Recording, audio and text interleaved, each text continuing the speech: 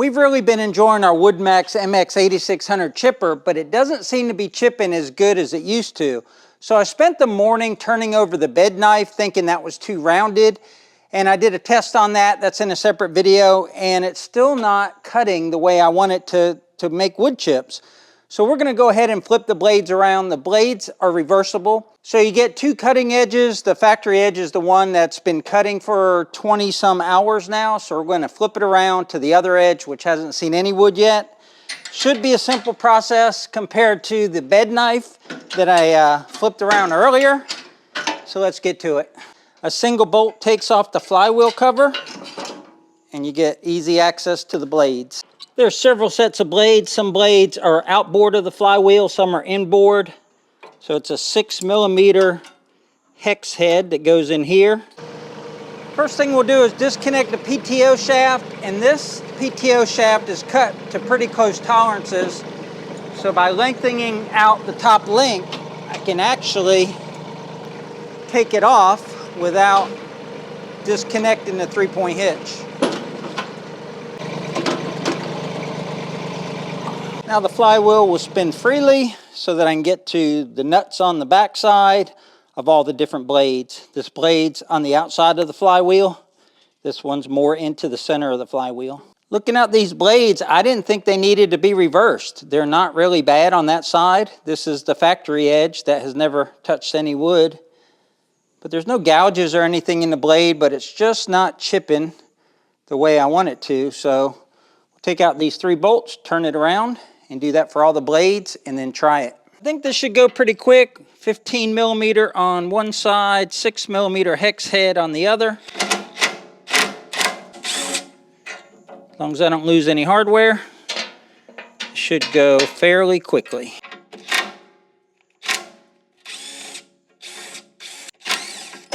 This is the way it was, and we're going to flip it, and this is the new edge.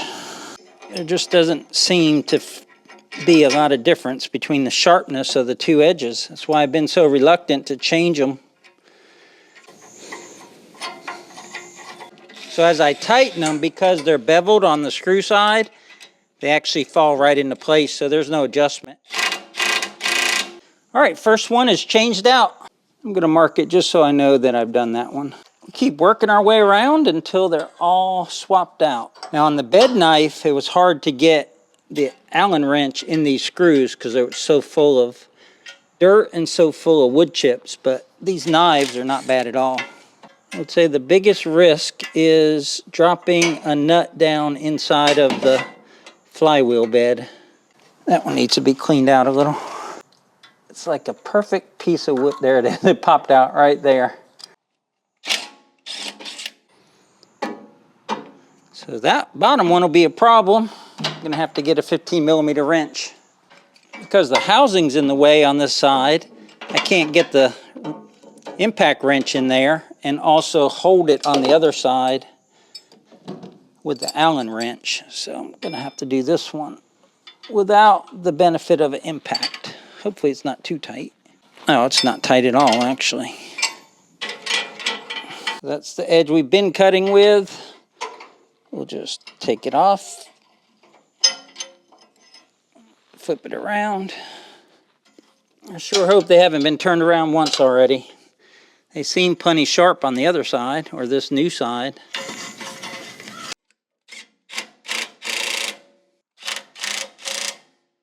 I bought this wood chipper used, so I don't know everything about it, but I bought it from a nice man that only put, I think, 3 or 6 hours on it. I forget, but it wasn't much. And these things have an hour meter.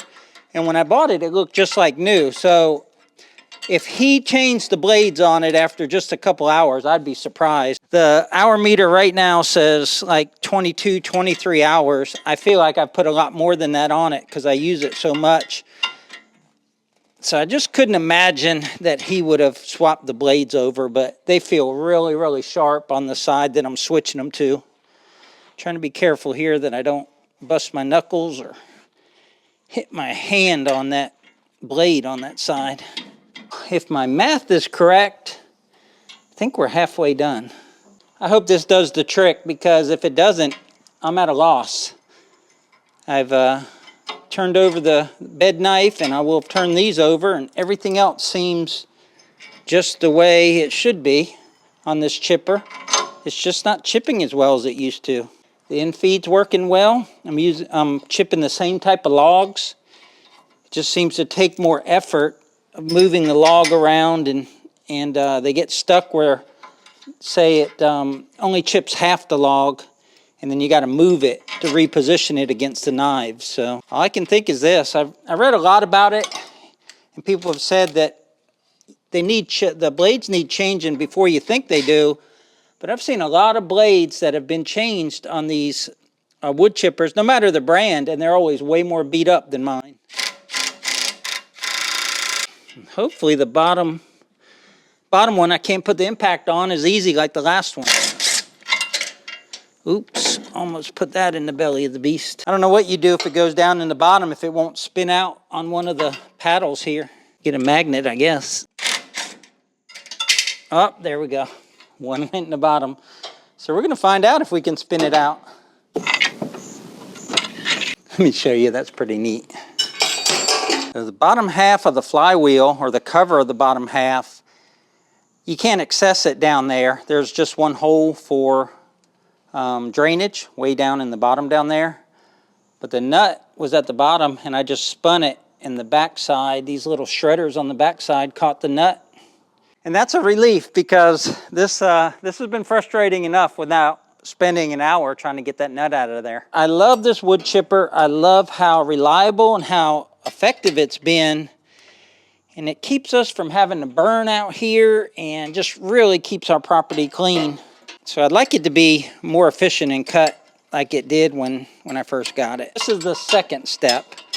The last step will be, I've got a brand new set of blades for it. We put on the brand new set of blades. Well, let's hope it doesn't come to that, because I'm ready to chip.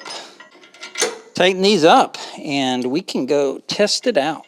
Nothing else, I've learned a lot about this chipper today, how it works, a lot of features I really didn't know, and a lot of that's in the last video, because I wasn't planning on making this one today. There's just a lot of ways to unclog this thing and get access to different parts of it that is very well thought out. A lot of no-tool type of covers to remove. And these WoodMaxx folks, they are really, really nice people. I've met two of them in person at Equip Expo 24 in Louisville, Kentucky. And I've been exchanging a lot of messages with their marketing director, because we will be getting some more WoodMaxx equipment on the channel here. And I'm sure if this doesn't work the way I think it's going to work here, that I could talk to them and talk to their engineers and get some advice, even though I didn't buy this from them. Put this back on, real easy to do with that single bolt. And we'll put the PTO shaft back on, and hopefully we're done wrenching. Okay, I'm going to try the piece of wood that I tried earlier when I just did the bed knife. I put it in on both sides, and it was just struggling.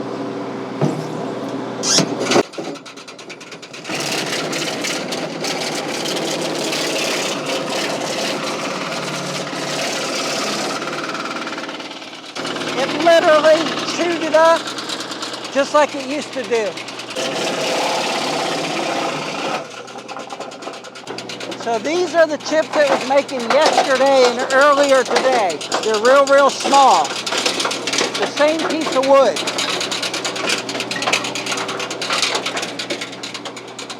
Now it's making chips like this. They're bigger and more uniform.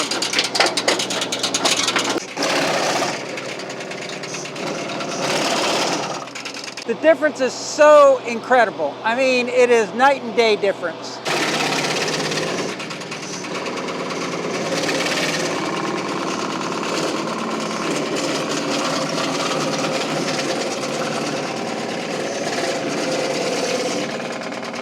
Turning them blades around made that wood chipper great again.